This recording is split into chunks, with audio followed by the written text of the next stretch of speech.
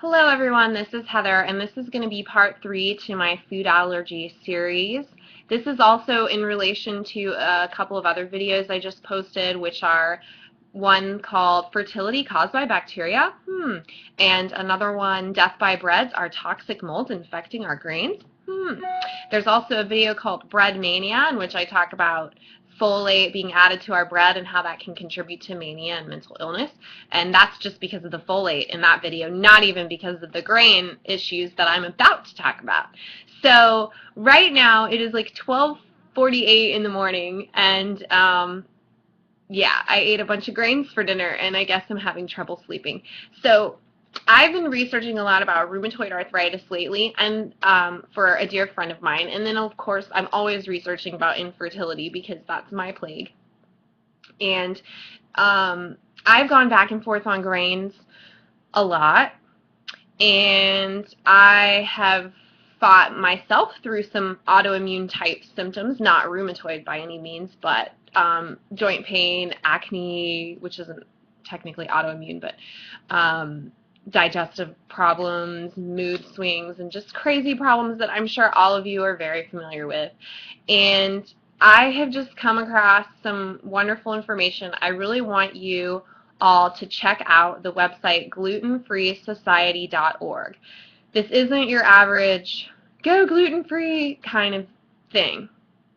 Yes, he is saying go gluten-free, but he is explaining to you in a very clear way why all grains, not just bread, and so go ahead and turn it off now and go, eat your cupcake. Just kidding. Why all grains, okay, not just bread, have allergy and inflammation promoting proteins. Glutens isn't really an accurate term. Prolamines is really the accurate term. Now, I know that's redundant. I have tested positive via scratch test for corn.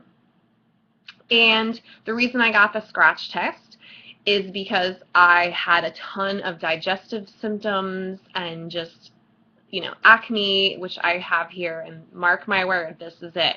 Check it out. I'm going grain-free, okay? From this point on, not before now.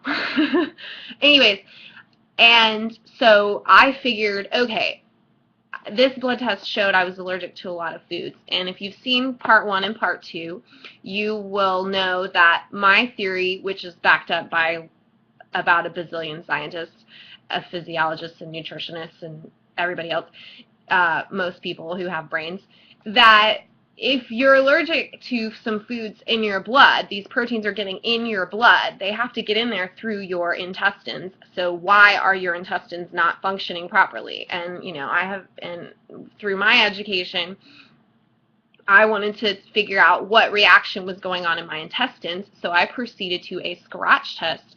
And I keep pointing to here because they did it on my arm for the 10 most popular foods.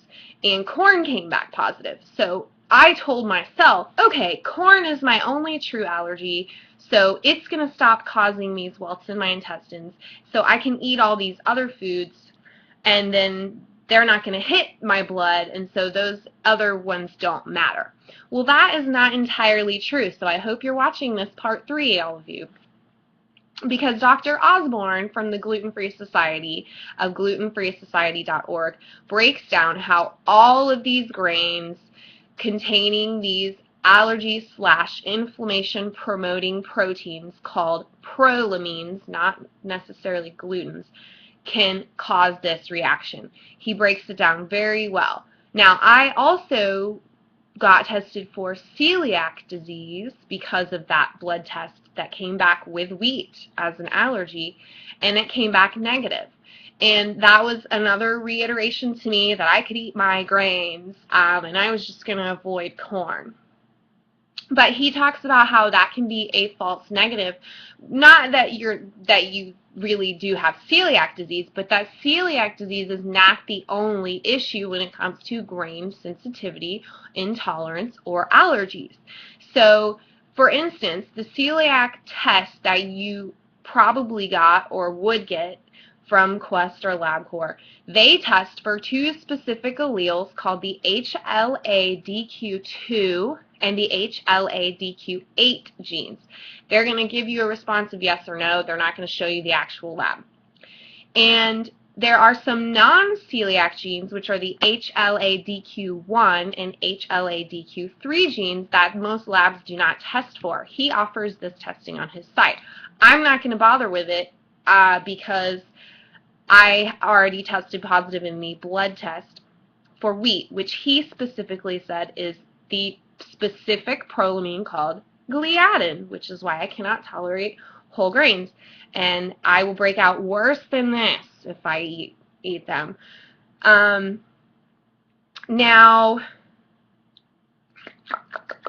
there are a lot of issues that these foods can cause, and rheumatoid arthritis specifically, which I've been looking into because my dear friend is suffering from it, and she's just like a wonderful person, and I want to help her.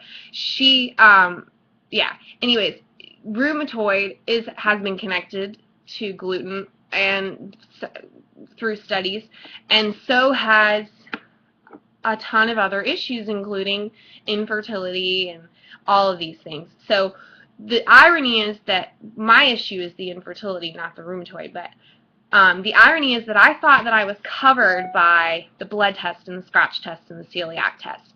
And Dr. Osborne really breaks down why that may not be enough. So go check out his website.